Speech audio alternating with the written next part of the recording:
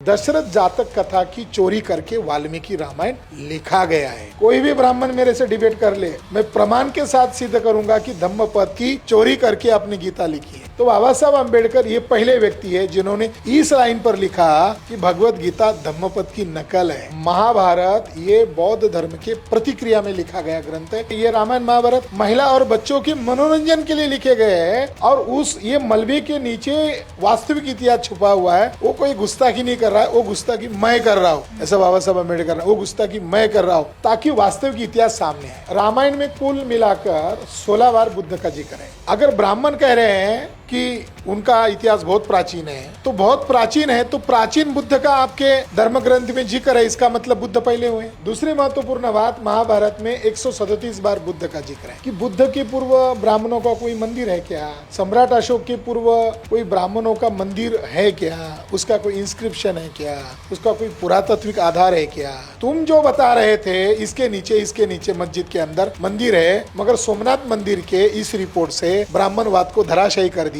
नीचे बुद्ध विहार है। कहाँ है? साकेत में बुद्ध विहार है। केवल एक बुद्ध विहार नहीं है, वहाँ 4 बड़े स्तूप है। अयोध्या, उसमें 4 बड़े स्तूप है। तीसरा ज्ञानवापी मस्जिद है। अब ज्ञान का और ब्राह्मणों का क्या संबंध है, और ज्ञान का और मस्जिद का क्या संबंध है? कभी ऐसी मस्जिद का नाम या किसी मंदिर का नाम ज्ञान के नाम से, ज्ञान का गया से संबंध, गया और ज्ञान एक ही शब्द है। ह्वेनसांग कहता है कि उत्तर में सारनाथ है, मृगदायवन, जहाँ शाक्य मुनि ने 5 भिक्षुओं को प्रथम धम्मोपदेश किया था और वहाँ अशोक राजा ने स्तूप बनाया था। वही ह्वेनसांग 7वीं शताब्दी में कह रहा है कि दक्षिण में भी अशोक राजा ने एक स्तूप बनवाया था और वो आनंद विहार है। ये जो ज्ञानवापी मस्जिद है ये आनंद विहार है। मथुरा में जो मस्जिद है, जो विवाद चल रहा है, अलेक्जेंडर कनिंघम महोदय कहते हैं कि वहां मैंने जब खुदाई की तो उस मस्जिद के सीढ़ी के पास मुझे एक अभिलेख मिला जो गुप्त काल का है और उसमें वो राजा की वंशावली है। और फिर उसने दावे से कहा कि 3री-4वीं शताब्दी में इस विहार का नाम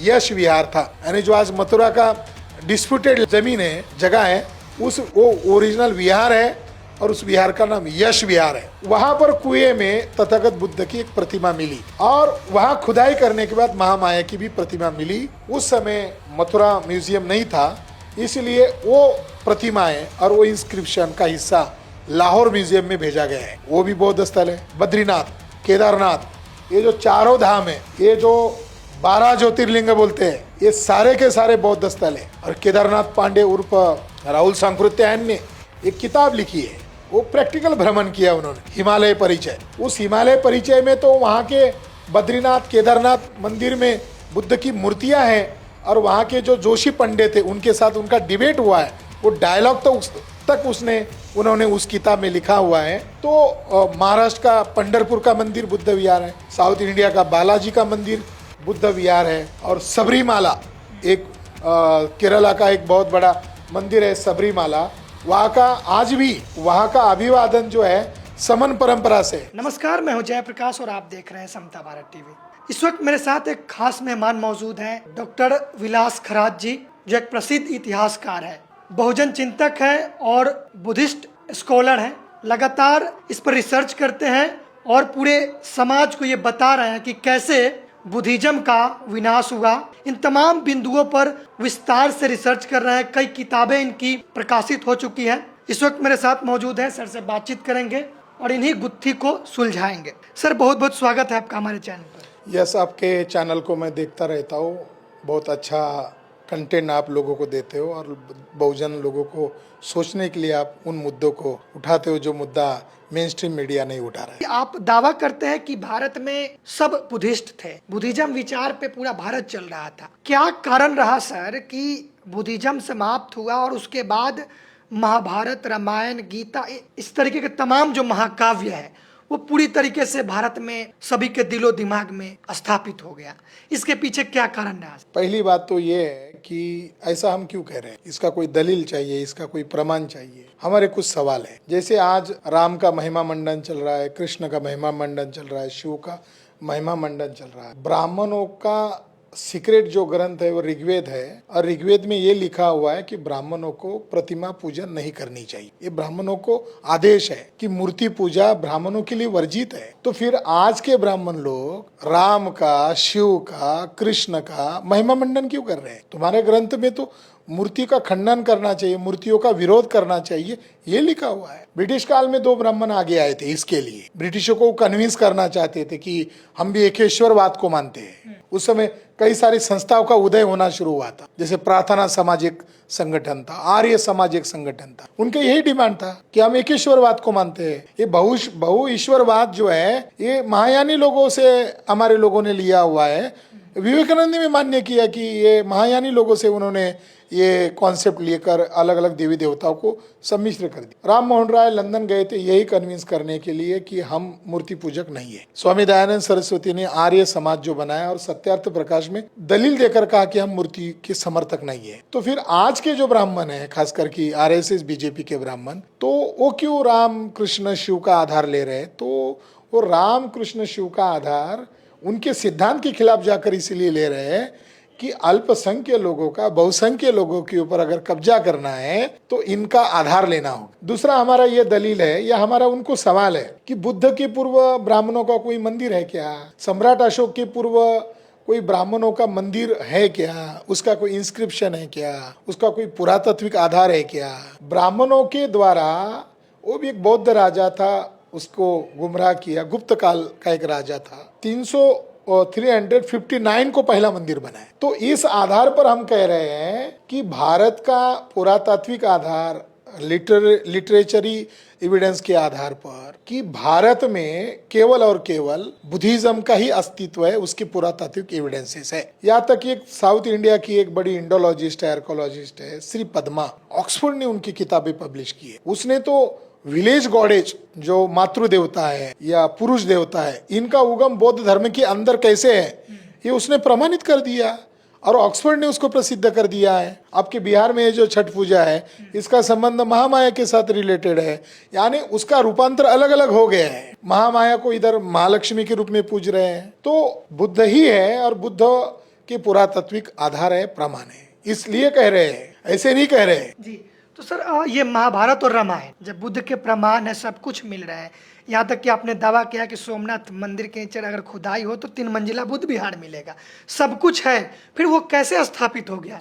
रामायण महाभारत की कथा है। हम ये 2 मुद्दों को थोड़ा अलग करते हैं, क्योंकि सोमनाथ का इतिहास फिर हम उसके बाद लेते हैं, नरेंद्र मोदी पर आने के बाद। 4 बड़े इंडोलॉजिस्ट है। पहले तो डॉक्टर बाबा साहब अम्बेडकर है। उन्होंने ग्रंथ लिखा है revolution and counter revolution in ancient India. उन्होंने उदाहरण दिया कि भारत का इतिहास सही ढंग से अगर कोई जानना चाहता है, लिखना चाहता है, तो संस्कृत लिटरेचर पर्याप्त नहीं। बाबा साहब अम्बेडकर का ये थॉट है। वो कहते हैं कि पाली लिटरेचर को आधार बनाकर ही भारत का निरपेक्ष भाव से इतिहास लिखा जा सकता। उदाहरण के लिए उन्होंने उदाहरण दिया कि नाग एक वंश है, मगर संस्कृत लिटरेचर को अगर आधार बना लिया जाए तो संस्कृत लिटरेचर बताता है नाग सांप के अंडे से पैदा हुए हैं। संस्कृत लिटरेचर बताता है वो मनुष्य नहीं है, वो मनुष्यतर प्रजाति है। तो संस्कृत लिटरेचर अगर आधार लोगे तो नाग सांप या नाग के अंडे से पैदा हुए प्रजाति है। मगर बाबा साहब अम्बेडकर कहते हैं कि पाली लिटरेचर अगर लिया जाए तो पाली लिटरेचर आपको बताता है कि ये नाग एक वंश है और वो माँ की कोख से ही पैदा हुए हैं और वो स्लेव कम्युनिटी नहीं है, वो रूलिंग क्लास है। तो हम इतिहास को क्यों जानना चाहते हैं? तो बाबा साहब अम्बेडकर ने ये पहला दृष्टिकोण दिया, शेड्यूल कास्ट के लोग, शेड्यूल ट्राइब के लोग, अदर बैकवर्ड कास्ट के लोग, ये 6,500 जातियों के टुकड़े में बांटे गए गुलाम लोग हैं, मगर इनकी गुलामी की पहचान ब्राह्मणों के साहित्य से इनको दिखाया जा रहा है। मगर पाली साहित्य अगर देखोगे तो हम लोग नाग वंश के लोग हैं, हम लोग रॉयल कम्युनिटी के लोग हैं, हम शासक वंश के लोग हैं, हम गुलाम वंश के लोग नहीं है।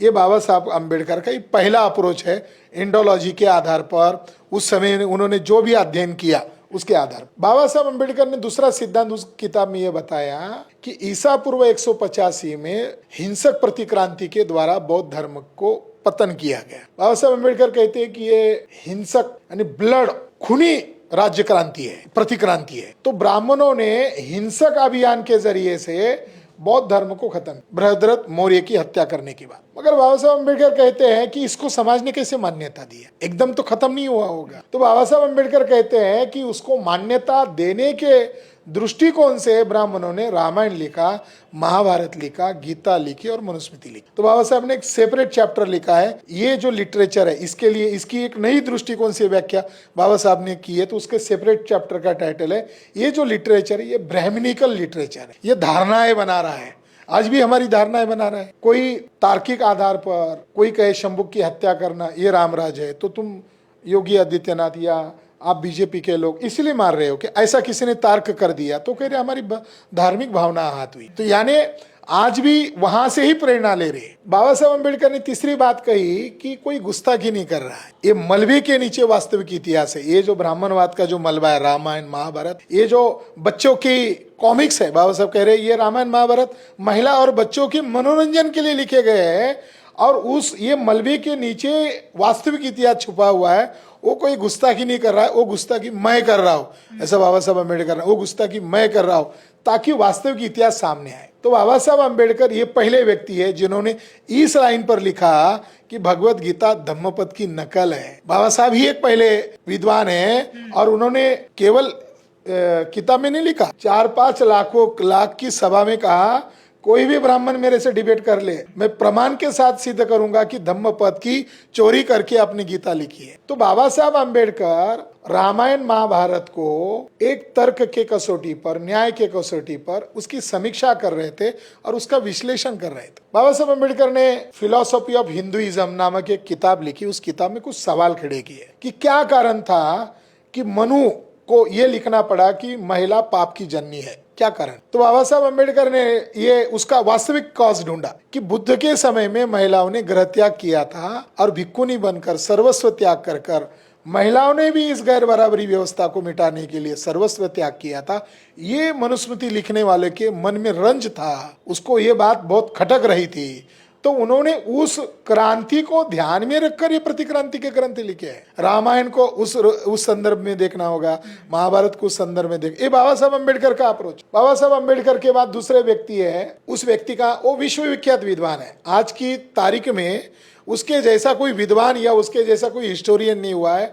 और भारत का जो सो कॉल्ड मीडिया है या भारत के जो एकेडमिक क्षेत्र में जो ब्राह्मण गुंडागर्दी किए हुए हैं, वो उस व्यक्ति का नाम लेना पसंद नहीं करते। इंटरनेशनल कॉन्फ्रेंस में उसको कोट करते, मगर जब भारत में डिबेट डिस्कशन होता है तो उसका नाम नहीं लेते। उस व्यक्ति का नाम है अल्फ हिल्ट बीटल। अल्फ हिल्ट बीटल ये बाबा साहब अम्बेडकर के बाद ये पहला व्यक्ति है जिसने रामायण महाभारत को पूर्णतः डिकोड किया है। तीसरे व्यक्ति का नाम है फिट्जगेराल्ड, जिसने महाभारत को 12 वॉल्यूम्स में अनुवाद किया है, और बीजेपी के ऑफिशियल साइट पर भी वो उसके कुछ वॉल्यूम उन्होंने डाउनलोड करके डाले हैं। तब उनको लग रहा था, जब अनुवाद हो रहा था तब बीजेपी वालों को लग रहा था देखो अमेरिका वाले लोग हमारे महाभारत को मान्यता दे रहे हैं। मगर जब 11वें वॉल्यूम आया तो फिट्जगेराल्ड ने खुले तौर पर विश्लेषण करते हुए लिखा कि महाभारत ये बौद्ध धर्म के प्रतिक्रिया में लिखा गया ग्रंथ है, और सप्रमाण उन्होंने सिद्ध कर दिया है। तीसरी व्यक्ति है, फ्रेंच लेडी है, उसका नाम है बिराड्यू। ये पहली एकमात्र लेडी है जिसने महाभारत के एक एक कैरेक्टर को डिकोड किया है। यानी ये कहाँ से आया, ये 5 पांडव कहाँ से आए, ये कृष्ण कैरेक्टर कहाँ से आया, और ये बुद्धिज्म के खिलाफ कैसे कैसे चल रहा है, वो उन्होंने फ्रेंच लैंग्वेज में स्टडी किया। तो दुनिया के स्कॉलर लोगों ने ये बात सप्रमाण सिद्ध की है कि महाभारत बौद्ध धर्म की प्रतिक्रिया में लिखा है। ब्रिटिश लोग बोध गया को ढूंढ रहे थे, ब्रिटिश लोग अशोका को ढूंढ रहे थे, सांची, अमरावती, यहाँ उनको जातक कथाओं के शिल्प मिले। आप जाओ अंदर भी रेलिंग के ऊपर जातक कथाओं की कुछ न कुछ सिंबल है। आधुनिक काल में वहाँ जातकों की शिल्प है। तो वहाँ एक जातक मिला, केवल एक नाम है, दशरथ जातक, महाकवि जातक। तो उनको ब्रिटिश लोगों को लगा ये जातक क्या है। तो दुनिया के सारे बुद्धिस्ट लिटरेचर का स्टडी कर रहे थे। तो ब्रिटिश अधिकारी मिस्टर फॉस्वेल, उसने जातक कथाओं को लगभग 6 वॉल्यूम में अनुवादित किया है, और दुनिया के विद्वानों के लिए वो एक जातक कथा को अलग पब्लिश किया जिसका नाम था दशरथ जातक। उनको हमारी देवनागरी लिपि पढ़ने में नहीं आएगी, इसलिए उन्होंने अंग्रेजी अल्फाबेट को उस प्रोनाउंसिएशन में लिखा है ताकि उनको इसके प्रोनाउंस पता होने चाहिए। अनुवाद भी छापा है। उसका हेडिंग है 1870 में दशरथ जातक कथा को पब्लिश किया। उसका हेडिंग है दशरथ जातका a story of Buddhist king of Rama. यानी दुनिया के संशोधकों को यह मालूम था कि वाल्मीकि का राम है, मगर ये पहली जातक कथा सामने आ रही है तो वाल्मीकि रामायण को ध्यान में रखकर इस दशरथ जातक को वो अंडरस्टैंड न करे, इसीलिए उन्होंने उसके सब टाइटल में लिखा a story of Buddhist king of Rama. ये 1870 में ये पब्लिश किया गया है। ये आज भी आप अमेजोन पर कई डॉलर में खरीद सकते हैं या पीडीएफ में भी आपको फ्री में अवेलेबल। 1871 में French professor, French writer, historian, वो पहला व्यक्ति है जिसने रामायण के ऊपर एक नया दृष्टिकोण वाला किताब लिखा। उस किताब का नाम है ऑन दी रामायणा और उस व्यक्ति का नाम है प्रोफेसर वेबर। वेबर महाशय ने नो डाउट वो जो उसको पढ़ने के बाद तो क्लियर हो गया, उन्होंने सब प्रमाणित कर दिया कि दशरथ जातक कथा की चोरी करके वाल्मीकि रामायण लिखा गया है। कई सारे हिस्टोरियन है, उन्होंने इस बात को मान्यता दिया है। मैक्स मुलर, जिन्होंने धम्मपद का अंग्रेजी में 1880 में अनुवाद किया, जिन्होंने ऋग्वेद का अनुवाद किया। देखो ब्राह्मणों की मेरिट कितना बड़ा है। ब्राह्मण इतने बड़े विद्वान होते तो मनुस्मृति का अनुवाद करते। मनुस्मृति का अनुवाद 1792 में सर विलियम जोन्स ने किया। ऋग्वेद का अनुवाद मैक्स मुलर ने किया, और वो कोई ब्रिटिश आदमी नहीं था, वो तो रशियन आदमी था, उसने अनुवाद किया। तो मैक्स मुलर ने भी मान्य किया कि जातकों का प्रभाव पूरे दुनिया में है। वो अरब में गए तो उसको अरेबियन नाइट्स के नाम से आज जातक है। उन्होंने कहा हमारे ऊपर, यूरोपियन लोगों के ऊपर भी जातकों के प्रभाव है, या यहाँ तक कि क्रिश्चियन धर्म के ऊपर भी जातक का प्रभाव है।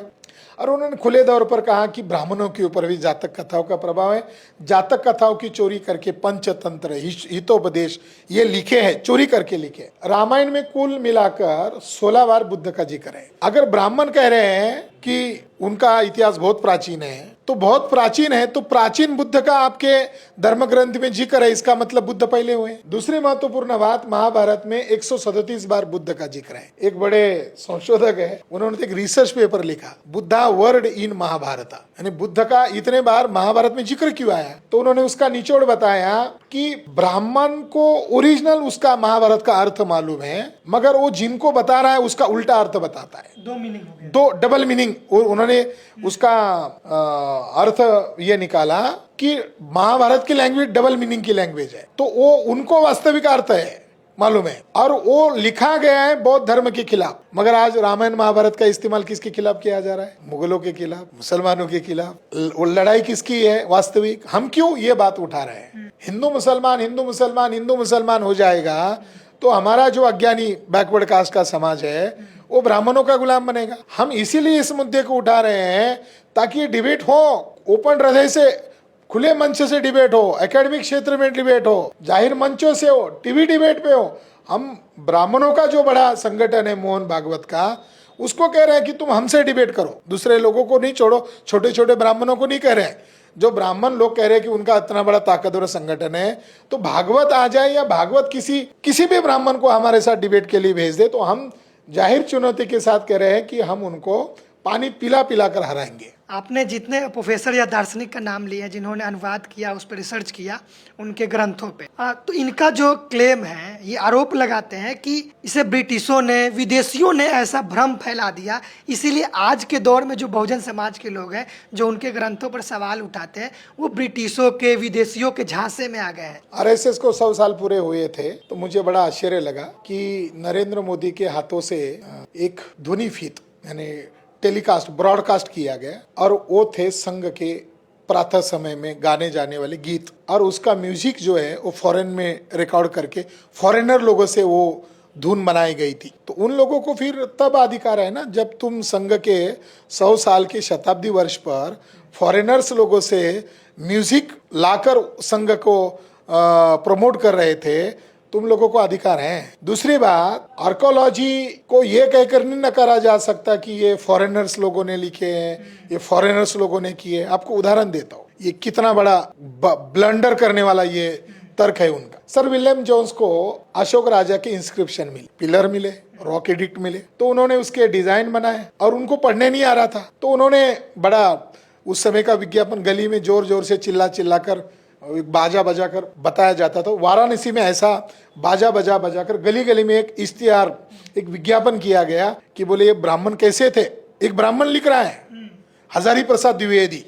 हजारी प्रसाद द्विवेदी नॉर्थ इंडिया में बड़ा इतिहासकार माना जाता है। हजारी प्रसाद द्विवेदी का भी उदाहरण देना चाहता हूं इनको, ये जो दलील देते हैं। तो हजारी प्रसाद द्विवेदी ने कहा कि उस ब्राह्मण ने एक फर्जी लिपि बनवाई और सर विलियम्स जोन्स को कहा कि मैंने इसको डिकोड कर लिया है। जब 5 पांडवों को वनवास हुआ था और उस वनवास में भीम बीमार हो गए थे, उनको चलने नहीं आ रहा था, तो वो लट लेकर चलते थे और वो जंगलों में कहाँ है, उन्होंने अपने ढंग से वो लिपि बनाई है। और वो भीम जो है वो लट लेकर चलते थे और बाद में जमीन में गाड़कर वो आगे चले गए। ऐसा कहकर अशोक के लिपियों को भ्रम जाल बनाया गया और कई शताब्दी 1836 तक यह भ्रम कायम रहा।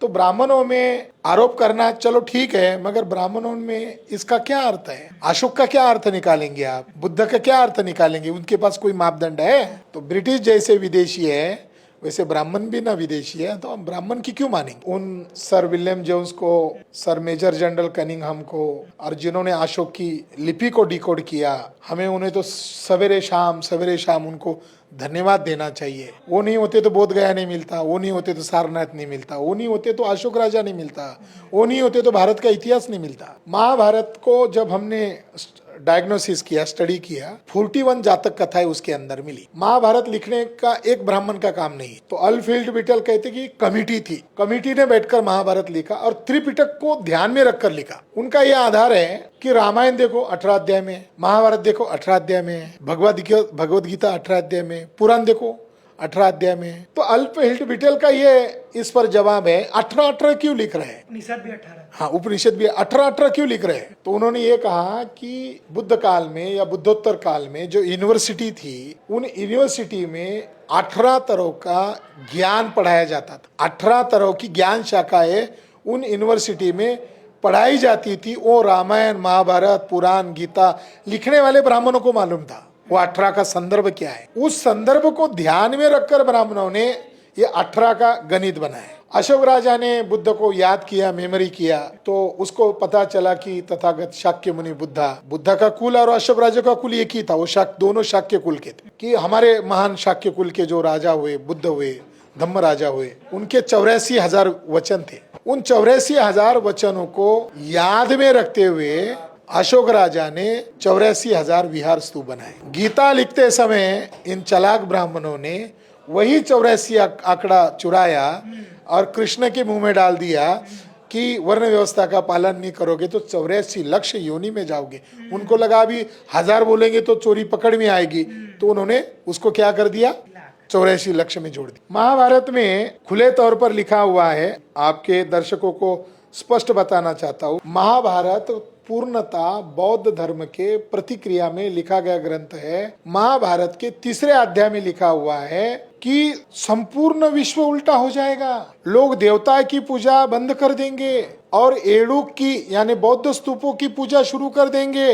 इस तरह युग का अंत में शूद्र लोग द्विजों की सेवा करने से इनकार कर देंगे। और आगे जाकर उन्होंने ये लिखा, जब लोग कठोर और कानून विधित मतलब मांस भक्षण का भी जिक्र किया। आगे जाकर उसने ये कहा कि ब्राह्मण के यज्ञ बंद हो जाएंगे, दर दर की ठोकरें खाएंगे, उनको कोई भीख तक नहीं देगा, मगर केश मुंडन किए हुए भिक्षुओं को राजा प्रजा सम्मान देंगे और उनके वचन सुनेंगे। बुद्ध का जिक्र है महाभारत में, बुद्ध के वचन सुनेंगे और घर में, गली में, चौक चौराहे में हर तरफ एड़ुक की पूजा की जाएगी। एड़ुक अमरकोश में अस्थियां रखने की एक पवित्र जगह, ऐसा अमरकोश में उल्लेख है। तो जिस पाली साहित्य में जिसको स्तूप कहा है, संस्कृत साहित्य में उसको एड़ुक कहा है, जहां अशोक राजा ने तथागत बुद्ध के 84,000 स्तूपों में उनकी यादों के तौर पर उनकी अस्थियों को स्थापित किया था। तो महाभारत खुले तौर पर बुद्ध धर्म के प्रतिक्रिया में लिखा गया एक प्रतिक्रांति को स्थापित करने वाला ग्रंथ है। ये बात सिद्ध होती है और इसी को उन्होंने कलयुग कहा। बौद्ध धर्म जो पास्ट में हो गया है उसको उन्होंने फ्यूचर में कहा। अशोक राजा को धम्म राजा कहा, 5 पांडवों में से एक पांडव को धर्मराज कहा। गजब की बात है, बुद्ध का नाम भी धम्मराजा है, अशोक का नाम भी धर्मराजा है, धम्मराजा है। तो इसमें क्या बताया, जो बेवकूफ है, जो सवाल नहीं दे रहा, एक यक्ष प्रश्न की कहानी भी है, उसके सामने यक्ष के सामने कुछ जवाब नहीं दे रहा है, मगर उसके अंदर बुद्ध के साथ कंपेयर करने के लिए एक पांडव को खड़ा कर दिया। महाभारत की कथा जो है, मूल कथा घत जातक से उठाई गई। घत जातक में यही कथा, एक कंस था, एक उपकंस था, उसकी एक बहन थी, फिर उसको श्राप आया, ऐसी कहानी है। उस कहानी का, उस जातक का तात्पर्य है कि जो पैदा हुआ आज न कल मरने वाला है, अनित्यता का बोध करने वाली वो जातक कथा है। बाद में उसको उन्होंने युद्ध के साथ जोड़ दिया। दूसरी महत्वपूर्ण ये कथा है दशरथ जातक कथा के बाद घत जातक में जो 5 पांडव के जो नाम है वो अलग अलग जातक कथाओं से उठाए हैं। मैडलिन बिराड्यू का ये दावा मैं मान्य करता हूँ क्योंकि मुझे ये एग्री हो गया है। मैं भी इसके पहले ये जोड़ने का प्रयास करता था कि कृष्ण कोई नेटिव कैरेक्टर है। डीडी कोसंबी ने इसका पहला आधार बताया, जो कम्युनिस्ट हिस्टोरियन है उसने यह आधार बताया कि कृष्ण कोई यहाँ का नेटिव पात्र था जो इंद्र को हराता, ऐसी उसने व्याख्या की थी। तो हम डीडी कोसंबी की थ्योरी को स्वीकार कर चुके थे, मगर अब नया संशोधन हमने स्वीकार कर लिया। मैडलिन बिराड्यू का ही संशोधन सही है। ये जो बोध गया है, इस बोध गया में बुद्ध का एक कैरेक्टर के साथ झगड़ा दिखाया है। वो कैरेक्टर है मारा, जिसको क्रिश्चियनिटी में और इस्लाम में शैतान या इब्लिस के तौर पर या डेविल के तौर पर स्वीकार किया है। वो मेंटल फाइट है बुद्धा की, ज्ञानी बनने वाले व्यक्ति की वो मेंटल फाइट है। मारा ये अराजकता का, विकृति का प्रतीक है। ब्राह्मणों ने उसी मारा को कृष्ण के तौर पर प्रस्तुत किया। बुद्धिज्म हिंसा बता रहा है, बुद्धिज्म करुणा बता रहा है, बुद्धिज्म भाईचारा बता रहा है। रामायण में क्या है, भाई भाई को लड़ाओ, वाली और सुग्रीव को लड़ाओ। वो कथा भी उन्होंने महाकपि जातक से ली है, क्योंकि बुद्ध के जीवन में बुद्ध का एक भाई है जो दुश्मन है, देवदत्त। वो हमेशा उसको मारने के लिए प्रयास में रहता है। उस कैरेक्टर को बताने के लिए महाकपि जातक है। और उस कथा को ध्यान में रखकर सांची के एक गेट पर वो शिल्पांकन है कि देवदत्त कैसे उस कथा के रूप में बंदर रहता है बोधिसत्व, और उसका एनिमी है वो भी बंदर है। हॉलीवुड में एक मूवी भी बनी है, एप्स, एनिमल एप्स के ऊपर एक मूवी भी बनी है, उसका महाकपि ओरिजिन है। हमारी जातक कथाओं से हॉलीवुड ले रहा है। घत जातक से ग्लैडिएटर मूवी बना है, मैं आपको बता रहा हूँ। हॉलीवुड ऑस्कर अवार्ड विनर जो मूवी है ग्लैडिएटर, वो मूवी हमारी घत जातक के ऊपर से बनाया है और उसके ऊपर महाभारत बनाया इन लोगों ने। तो ये कहां से आया? ये सारे कैरेक्टर उन लोगों ने बौद्ध धर्म से चुराए। अब यहाँ जरासंध है, महाभारत में लिखा है कि जरासंध मगध का राजा है। मगध का राजा कौन है? प्रियदर्शी अशोक है। आगे उसने लिखा है वो बौद्ध राजा है। और हमारी बिहार की एक कम्युनिटी है, वो अपना कैरेक्टर वो जरासंध के साथ देख रहे हैं, और जरासंध उनकी भाषा में राक्षस है। मगर ब्राह्मणों ने बौद्ध पात्रों को राक्षस के तौर पर दिखाया, चाहे रामायण हो चाहे महाभारत हो, वो राक्षस के तौर पर, दानव के तौर पर, दस्यु के तौर पर दिखाया है। तो ब्राह्मणों ने बहुत बड़ी जालसाजी की, बहुत बड़ा मिथिकल कैरेक्टर डेवलप किए जो बौद्धों के मिथिकल कैरेक्टर थे जातकों के माध्यम से। बड़े हिस्टोरियन है डीएन झा, मान्यता प्राप्त इतिहासकार है, लॉकडाउन के पीरियड में मर गए। उन्होंने ये पहला इतिहासकार है, वो ब्राह्मण है पेशे से। डीएन झा एक पहला प्रामाणिक ब्राह्मण इतिहासकार है। उन्होंने एग्री किया कि ब्राह्मणों के पास अवतारवाद नहीं था, बौद्धों की नकल करके उन्होंने अवतारवाद स्थापित किया। यानी जो अवतारवाद की लड़ाई मूलतः बौद्धों की है। एक बुद्ध एक आदर्श कैरेक्टर है, और बुद्ध बनने के लिए बोधिसत्व की प्रक्रिया से गुजरना पड़ता है। तो बोधिसत्व की जो अवतार है, यानी उसको जातकों के रूप में नैतिक आधार पर बताया, उसमें अंधश्रद्धा के आधार पर नहीं बताया कि मनुष्य का डेवलप होना, उसको ज्यादा प्रबुद्ध होना, ज्यादा दानी होना, ज्यादा करुणाशील होना। वहां से उन्होंने कैरेक्टर बौद्धों ने स्थापित किए जातकों के द्वारा। फिर उसकी चोरी इन्होंने की। हरिश्चंद्र की कथा, प्रसिद्ध कथा, राजा हरिश्चंद्र की कथा हम बचपन में देखते थे। तो उसका त्याग, उस बीवी को बेच रहा है, बच्चे को बेच रहा है, उसके देख देख कर हम भी रोते थे। राजा हरिश्चंद्र की कथा जातक कथा नंबर 547 नंबर की जातक कथा है। और उस जातक कथा के लिए अजिंता की 4 यानी तीनों दीवारों को वो जातक कथाओं को पेंटिंग में दर्शाया गया है। वेसंतर जातक, महावेसंतर जातक, और वो बोधिसत्व का आखिरी जन्म है। और वो उताविला हो रहा है और वो चैलेंज कर रहा है कि मुझे क्या दान मांगते हो, मेरी धन दौलत, मेरा राजपाट, अरे ये छोटी चीज है, मेरी आंख मांगो, मेरा पैर मांगो, मेरा गर्दन मांगो। तो एक आदमी उसका प्रिय हाथी मांगता, ऐसी वो कथा है। तो उस जातक कथाओं के कारण उसका पिता नाराज होकर उसको गृह त्याग करवाता है। और वो जब निकलता है, उसकी बीवी और एक बच्चा आता है, वो कहता है हमें भी आना है। वो कहता है कि मुझे आप बुद्ध बनने की ज्यादा लालसा हो रही है, तो मैं सर्वस्व त्याग करूंगा, तुम राजी हो? वो राजी होता है। और उसकी परीक्षा लेने के लिए कोई ब्राह्मण आता है, उसकी बीवी मांगता बीवी दे देता है, बच्चा मांगता बच्चा दे देता है। ये सारा वर्णन जो है वो बोधिसत्व की दान पारमिता को दर्शाने के लिए लिखा गया था। ब्राह्मणों ने वो कथा को महाभारत में जोड़ दिया। जातक कथा के बारे में बता रहे हैं, तो एक था कि एक मिथक है, ये जो महाभारत हो या रामायण हो, तो ये जातक कथा जो था वो सिर्फ कथा क्यों लिखा गया, इसका पर्पस क्या था, और इसको चुरा कर ये हिस्टोरिकल बताते हैं कि हमारा रामायण महाभारत हिस्टोरिकल है। तो आप कह रहे हैं कि वहां से यहाँ इसको कॉपी किया गया। तो बुद्धिज्म में जो जातक कथाएं हैं क्या वो हिस्टोरिकल है या फिर ऐसी कथाएं बनाए गए, किस पर्पस? जातक कथाओं को नरेशन करने के लिए 3 पार्ट है। कोई प्रसंग है वो हिस्टोरिक, जैसे दशरथ जातक कथा का प्रसंग क्या है कि बुद्ध साकेत जाते हैं, उनका एक प्रिय शिष्य उनको मिला नहीं। बुद्ध पूछते हैं वो मिला ही नहीं मुझे, हमेशा आता है, अभी तो मिला ही नहीं। तो उसका दूसरा शिष्य बताता है तथागत उसके पिता मर गए, इसलिए उतना दुखी है कि खाना पीना तक छोड़ दिया। तो बुद्ध बोलते हैं उसको धम्म ही समझ में नहीं आया कि जो पैदा होता है वो मरता ही है, चलो उसको मुझे समझाने के लिए उसके पास लेके चलो। तो प्रसंग क्या है कि उनका एक शिष्य है, वो दुखी है उनके पिता के इसमें, तो वो बुद्ध को याचना करता है कि तथागत मुझे समझाइए, मुझे मार्गदर्शन कीजिए। तो बुद्ध, हर जातक कथा का आरंभ होता है, फिर जातक कथा ओरिजिनल शुरू होती है। एक कोई समस्या है, उस समस्या को हल करने के लिए बुद्ध या बुद्ध के प्रचारक बुद्ध को ध्यान में रखकर, कि बुद्ध पहले बोधिसत्व थे, वाराणसी का एक राजा देवदत्त एक राजा था, और तब बोधिसत्व ये थे, तो उस रूप में वो कथा बताई जाती है और कथा एंड होती है। तो बुद्ध बताते ये था ना, ये मान लो मैं था, ये था, ये आनंद था, ये था भिक्षु संघ था। तो जातक कथा के जो पात्र हैं वो काल्पनिक है, मगर वो नैतिक आधार पर एक बोधिसत्व की 10 पारमिताओं को प्रदर्शित करना है, जो कठिन ज्ञान है। त्रिपिटक कठिन है, सर्वसाधारण लोगों को समझ में नहीं आ रहा है।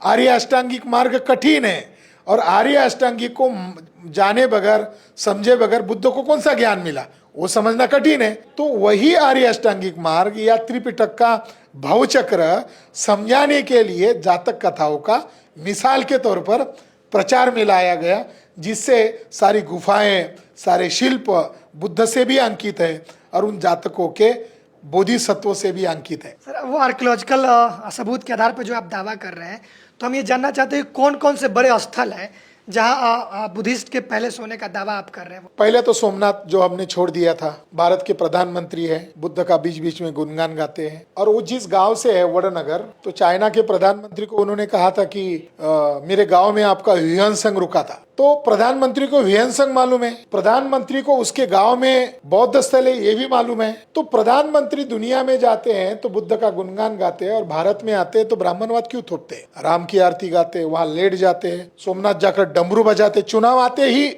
उनको राम याद आता है, चुनाव आते ही सोमनाथ याद आता है, चुनाव आते ही हिमालय की गुफा में चले जाते हैं। तो इसके पीछे क्या राज है? तो इसके पीछे यही राज है कि आरएसएस और बीजेपी के ब्राह्मण लोग इस देश में हिंदू, मुसलमान, मुगल शासक और भारत की प्रजा को ध्यान में रखकर ये प्रोपेगेंडा कर रहे हैं कि इसके नीचे ज्ञानव्यापी मस्जिद है, इसके नीचे मंदिर है, ये जो मथुरा का मस्जिद है इसके नीचे मंदिर है। ये जो प्रोपेगेंडा कर रहे हैं ये रामायण महाभारत को आधार बनाकर कर रहे हैं, उनके काल्पनिक पात्रों को आधार बनाकर कर रहे हैं, और उसका बैड एम्बेसिडर है ये बैड एम्बेसिडर है नरेंद्र मोदी ब्राह्मणवाद का। तो वो इन काल्पनिक पात्रों को प्रमोट ही नहीं कर रहा है, बल्कि इसको थोप रहा है। राम को थोपने के बाद वो खुद कहने लगा कि मैं तो नॉन बायोलॉजिकल हूं, यानी ब्राह्मणों ने उसको अभी अवतार की श्रेणी के 2 इंच पहले रख दिया है, और उसके अंदर इतना हवा भर दिया कि वो मनुष्य नहीं है, वो मनुष्योत्तर है, यानी वो अवतार की श्रेणी में है। तो सोमनाथ मंदिर के नीचे 2017 में जीपीआर सर्वे मोदी साहब ने करवाया, वो ट्रस्टी चेयरमैन है, भारत के प्रधानमंत्री, उसके नीचे 3 मंजिला बुद्ध विहार निकला। तो वहां क्या है? तुम मस्जिदों में मंदिर ढूंढ रहे हो, तो ये लिटमस है, साइंस में बताते हैं लिटमस पेपर, ये उदाहरण है कि तुम जो बता रहे थे इसके नीचे मस्जिद के अंदर मंदिर है, मगर सोमनाथ मंदिर के इस रिपोर्ट से ब्राह्मणवाद को धराशायी कर दिया। नीचे बुद्ध विहार है, कहाँ है? साकेत में बुद्ध विहार है, केवल एक बुद्ध विहार नहीं है, वहां 4 बड़े स्तूप है।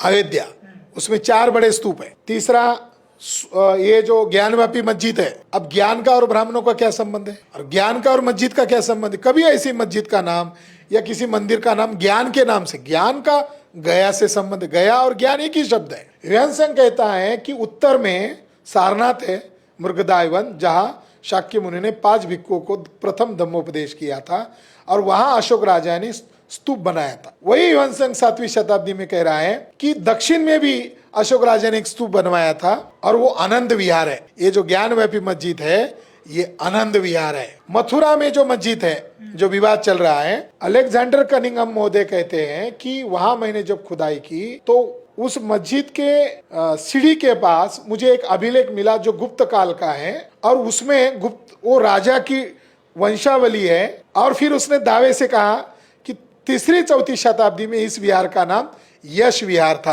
यानी जो आज मथुरा का डिस्प्यूटेड जमीन है, जगह है, उस वो ओरिजिनल विहार है और उस विहार का नाम यश विहार है। वहां पर कुएं में तथागत बुद्ध की एक प्रतिमा मिली और वहां खुदाई करने के बाद महामाया की भी प्रतिमा मिली। उस समय मथुरा म्यूजियम नहीं था, इसलिए वो प्रतिमाएं और वो इंस्क्रिप्शन का हिस्सा लाहौर म्यूजियम में भेजा गया है। अब हम मथुरा केस दायर करेंगे तो कोर्ट को हम रिक्वेस्ट करेंगे कि इसका समाधान करना है तो कनिंग हमको ये चीजें यहाँ मिली थी, वो लाहौर में पाकिस्तान में है, तो आपको अगर फैसला करना है तो पाकिस्तान सरकार से वो मंगवाओ। दूध का दूध पानी का पानी हो जाएगा। वो भी बौद्ध स्थल है। बद्रीनाथ, केदारनाथ, ये जो चारों धाम है, ये जो 12 ज्योतिर्लिंग बोलते हैं, ये सारे के सारे बौद्ध स्थल है। और केदारनाथ पांडे उर्फ राहुल सांकृत्यायन ने एक किताब लिखी है, वो प्रैक्टिकल भ्रमण किया उन्होंने, हिमालय परिचय। उस हिमालय परिचय में तो वहाँ के बद्रीनाथ केदारनाथ मंदिर में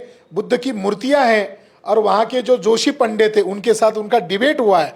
वो डायलॉग तक उन्होंने उस किताब में लिखा हुआ है। तो महाराष्ट्र का पंढरपुर का मंदिर बुद्ध विहार है, साउथ इंडिया का बालाजी का मंदिर बुद्ध विहार है और सबरीमाला एक केरला का एक बहुत बड़ा मंदिर है सबरीमाला। वहाँ का आज भी वहाँ का अभिवादन जो है समन परंपरा से है, शरण त्रिशरण जैसा है। आज भी वहाँ त्रिशरण की परंपरा जैसा है अभिवादन है। तो पूरे भारत में बौद्ध ही बौद्ध है। विवेकानंद की एक चेली थी मार्गारेट, सिस्टर मार्गारेट, उसने बिहार के ऊपर एक किताब लिखी है, वो आज भी उसको पब्लिश करते हैं मगर वो अंग्रेजी में, तो आम लोगों को पता नहीं चलता।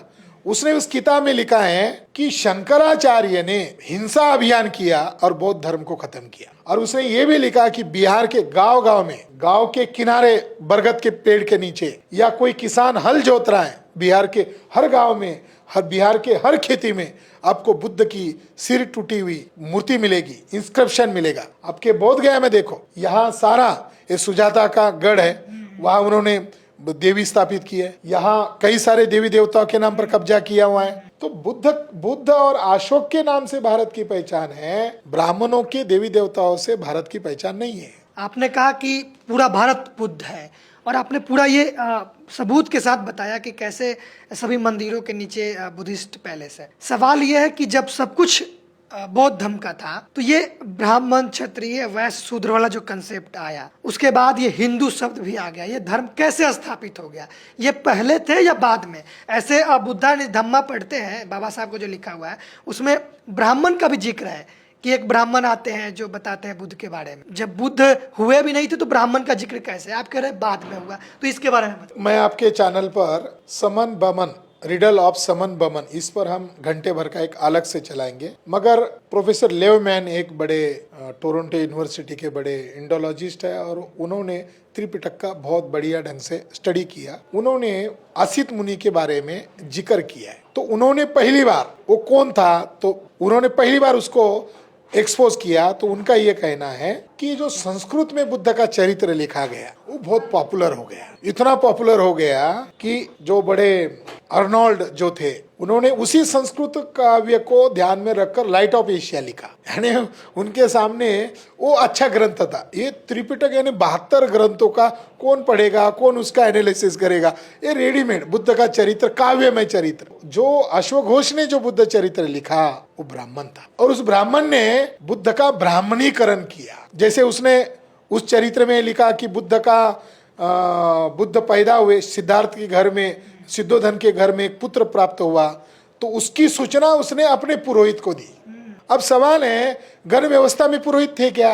गण व्यवस्था अलग है, वर्ण व्यवस्था अलग है। तो लेवमैन कहते हैं वो उन्हीं कुल का था, शाक्य कुल का ही असित मुनि था। मगर अशोक घोष ने क्या किया, जानबूझकर उसको ब्राह्मण लिखा और आगे जाकर क्या लिखा उस संस्कृत चरित्र में, वो 3 वेदा के ज्ञाता था और उसने भविष्य बताया।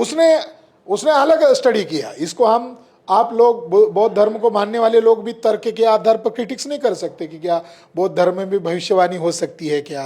वो एक बुद्धिस्ट मैथोलॉजी को एनालिसिस करने का मामला है और दुनिया के सारे विद्वान लोग बौद्ध धर्म की जो मिथक कथाएं है या बौद्ध धर्म के अंदर जो कुछ संज्ञाएं हैं, कोई फिलॉसफी है, उसको डिकोड कर रहे हैं। उसने कौन सी व्याख्या की भविष्यवाणी, उसमें केवल एक वर्ड इस्तेमाल किया, ये गृहस्थी रहेगा तो चक्रवर्ती राजा बनेगा और ये ग्रह त्याग करेगा तो ये महापुरुषा बनेगा, यानी 2 शब्द का इस्तेमाल किया। ये 2 शब्द के ऊपर उसने पीएचडी किया। 2 शब्द है, चक्रवर्तीन महापुरुषा। ये हमारे समाज की बुद्ध पूर्व लोगों की धारणा थी और गण व्यवस्था के लोग उस महापुरुष की राह देख रहे थे। महापुरुष शब्द बुद्ध के लिए ही है, चक्रवतीन शब्द बुद्ध के लिए ही है। बुद्ध पैदा हुए तो असित मुनि ने उसको चक्रवतीन होने की घोषणा की और बुद्ध ने जब आखिरी सांस लिया, महापरिनिब्बाण सुत्त एक ग्रंथ है, वो हर एक बुद्धिस्ट को पढ़ना चाहिए जिनको जिज्ञासा है बुद्धिज्म की कॉन्सेप्ट को लेकर। तो बुद्ध ने वहां भी कहा है कि मेरे जाने के बाद मेरी अस्थियों को जहाँ चौरस्ते इकट्ठा होते हैं वहां पर स्तूप खड़े करो और उसके अंदर मेरी अस्थियां रखो, जैसे चक्रवर्तीन राजाओं के लिए ऐसा बनाया जाता था। इसका मतलब हमें हड़प्पन कल्चर के साथ बुद्ध का आखिरी प्रवचन जोड़ता है, वो अलग विषय है। एक जगह तो ये लिखा कि बुद्ध के 5 जो भिक्खु थे वो ब्राह्मण थे, ये भी लिखा उसने संस्कृत ब्राह्मण चरित्रकार ने। अभी संशोधन हो गया। 3 जो भिक्खु थे वो शाक्य थे और 2 जो भिक्खु थे वो कोलीय थे। अब बताओ किस आधार पर वो ब्राह्मण थे? बुद्ध को क्षत्रिय भी बताया जा रहा है। हाँ, बुद्ध क्षत्रिय या आपकी संस्कृत का वर्ड हो रहा है, मगर पाली भाषा में बुद्ध को खत्तीय कहा गया है कि खत्तीय लोगों को, सभी लोगों को सम्मान करना चाहिए, क्योंकि खत्तीय लोगों ने ही गणतंत्र की स्थापना की। आपके बिहार में वैशाली में वज्जी गण संघ ने गणतंत्र की स्थापना की और बुद्ध का जो अंतिम सफर है वो वैशाली से निकलते हैं, दक्षिण प्रांत हुआ, उत्तर की तरफ जा रहे हैं। तो जब बुद्ध निकल रहे हैं तो बुद्ध गज की तरह पीछे मुंडी करके ऐसे एक तक निहार रहे, वैशाली के गेट को देख रहे हैं। तो आनंद चलते चलते बहुत आगे चले गए। तो आनंद कह रहे तथागत शाम हो रही है, जल्दी चलना है, हमें दूर जाना है, आप वहीं रुके हो, मैं तो आगे ही चला गया। तो बुद्ध आनंद को कह रहे हैं कि शायद मैं दोबारा वैशाली ना आ जाऊं, इसीलिए वैशाली का एक बार प्रवेश द्वार तो देख लो। इससे प्रतीत होता है कि बुद्ध को वैशाली गणतंत्र से प्रति कितना लगाव था, बुद्ध कितने लोकतांत्रिक थे, क्योंकि बुद्ध ने भिक्षु संघ में जो गणतंत्र लागू किया वो वैशाली के खत्तीय लोगों से भिक्षु संघ में गणतंत्र लागू किया। बुद्ध भी कितना सम्मान करते थे। हम सभी लोगों को खत्तीय लोगों का सम्मान करना चाहिए। एक बात क्लियर बता देता हूं, इसको मिसअंडरस्टैंडिंग नहीं करना चाहिए। बुद्ध के समय में जाति व्यवस्था नहीं थी। बुद्ध के समय में वर्ण व्यवस्था प्राथमिक अवस्था में होगी और गण व्यवस्था 16 जनपद थे। गण व्यवस्था बनाम ब्राह्मण की वर्ण व्यवस्था का संघर्ष था, मगर बुद्ध खत्ती व्यवस्था के, गणतांत्रिक व्यवस्था के है, न कि ब्राह्मण व्यवस्था के, क्षत्रिय व्यवस्था के। अशोक के समय में जाति व्यवस्था नहीं है।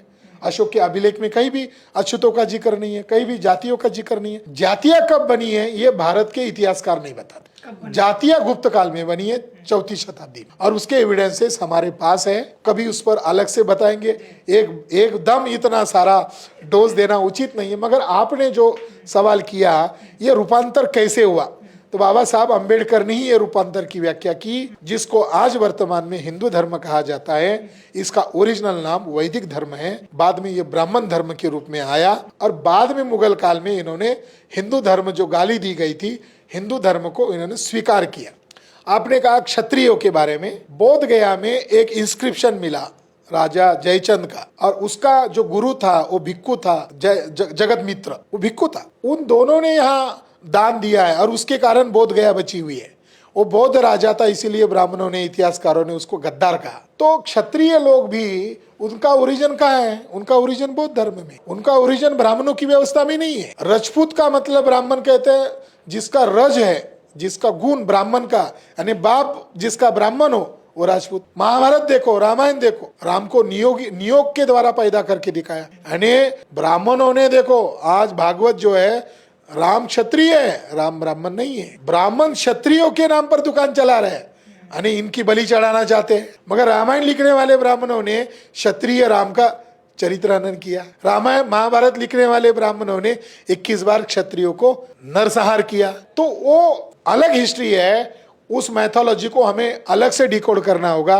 वो क्षत्रियों के संदर्भ में नहीं है, वो बौद्ध धर्म के खिलाफ किया गया हिंसक अभियान का उसके साथ संदर्भ है। भारत की हर प्रजाति को इतिहास अगर ढूंढना है तो काल्पनिक पात्रों के अंदर इतिहास नहीं ढूंढा जा सकता।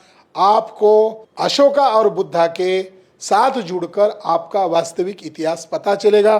जैसे हमको बाबा साहब अम्बेडकर ने 1956 में कहा, तुम नाग लोग हो इसलिए मैं तुमको ये धर्म दे रहा हूं। बाबा साहब ने ये नहीं कहा तुम मेरी बिरादरी में पैदा हुए हो इसलिए मैं तुमको धर्म दे रहा हूं। बाबा साहब ने कहा ये सभी तुम लोग नाग लोग हो और ये नाग लोगों का धर्म है इसीलिए मैं आपको दे रहा हूं। बुद्ध ने भी भाषण में कहा, बुद्ध ने भी जब बुद्ध को ज्ञान मिला तो बुद्ध ने इस धम्म को पहली बार किसी लोगों को दिया, वो नाग लोगों को दिया। और कहा दिया, वो यहाँ दिया, बोध गया में आकर दिया। यानी बाबा साहब अम्बेडकर और बुद्ध की सोच और अशोक की सोच एक जैसी है। हमें भारत को ढूंढना है, अशोक और बुद्ध से ही हम भारत की वास्तविक पहचान ढूंढ सकते हैं। हर कम्युनिटी को ये अधिकार है, इतिहास को ढूंढा जाए, खंगाला जाए और अपनी वास्तविक हिस्ट्री को ढूंढा जाए। ये जो क्षत्रिय जो ये क्लेम करते हैं, जो राजपूत लोग हैं आज के दौर में, ये कहते हैं कि क्षत्रिय ही राजपूत है और बुद्ध ही राजपूत है। वो तर्क देते हैं कि राजपूत शब्द सही है, पाली में भी राजपूत शब्द मिलता है या राजकुमार ऐसा शब्द मिलता है। बाबा साहब ने 1956 को 26 नवंबर 1956 को बनारस में स्पीच दिया, ब्राह्मणों का गढ़ है वहां स्पीच दिया। और स्पीच में बाबा साहब ने कहा, 3 बड़ी बातें कही कि वर्तमान अपने आप को हिंदू कहने वाले लोग ये पूर्व के नाग लोग हैं। दूसरा सिद्धांत बताया कि वर्तमान मुस्लिम लोग पूर्व के बुद्धिस्ट लोग हैं। और तीसरा सिद्धांत बताया कि पुरुष सूक्त ऋग्वेद के 10वें कांड में आता है, आखिरी अध्याय में आता है, अपेंडिक्स में आता है। ये शुरू में नहीं आया, आखिरी में आया, ये बाद में जोड़ा गया है। ये बाबा साहब की सही आकलन है। और उसमें जो बखान किया गया है कि ब्रह्मा के मुंह से ब्राह्मण, ब्रह्मा के बाहु से क्षत्रिय, ब्रह्मा के कमर से वैश्य और ब्रह्मा के पैर से शूद्र। बाबा वो जो पुरुष सूक्त ओरिजिनल क्या है, ब्रह्मा के मुंह से ब्राह्मण, ब्रह्मा के बाहु से राजन, यानी क्षत्रिय शब्द का इस्तेमाल किया उन्होंने क्षत्रिय शब्द को क्यों टाला, क्योंकि उनके माइंड में क्षत्रिय शब्द है इसलिए उन्होंने राजन शब्द जोड़ा। तो ये एक संदर्भ है। दूसरा शब्द है, दूसरा एक ओझा, एक बड़े इतिहासकार हुए राय बहादुर गौरी शंकर ओझा, ये क्षत्रियों के जाने माने इतिहासकार थे, क्षत्रियों ने नॉमिनेट किए थे। उन्होंने हिस्ट्री ऑफ राजपूताना एक ग्रंथ लिखा, उसके अंदर उन्होंने लिखा, मान्य किया कि ये राजपूत लोग अपने टाइटल के तौर पर सिंह जो शब्द लगाते हैं ये बुद्ध से आया हुआ शब्द है। जो हिस्टोरियन होता है, जो निरपेक्ष भाव से लिखता है, उसको जरूरी नहीं कि उसके सिद्धांत को कितने लोग मान रहे हैं, आज नकल उसको स्वीकार किया जाएगा। उन्होंने आधार भी दिया अमरकोश कि सिंह शब्द बुद्ध के लिए है। रामायण महाभारत में किसी भी कैरेक्टर को सिंह शब्द नहीं है, बुद्ध का नाम शाक्य सिंह है। यही सिंह आप पंजाब में भी सिंह लगाते, राजपूत लोग भी लगाते। तो सिंह शब्द सबका है, ये क्लेम एक कम्युनिटी का नहीं। थैंक यू सर, धन्यवाद।